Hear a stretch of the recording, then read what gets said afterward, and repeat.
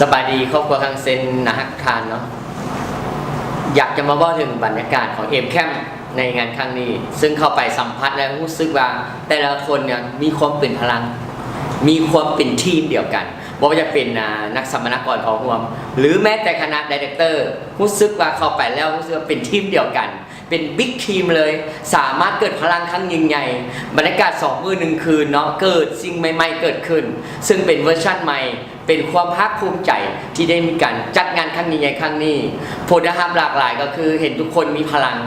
เนาะนักสัมมนากรที่เข้าไปแล้วเนาะก็ล้วนแต่มีความสุขในการถ่ายทอดความรู้ถ่ายทอดประสบการณ์สิ่งที่ดีงามส่วนคนที่เข้างานแคมป์ครั้งนี้เห็นได้ชัดเจนของการคิดได้มี mindset ในตัวและออกไปทำงานด้วยความสุขกายสบายใจ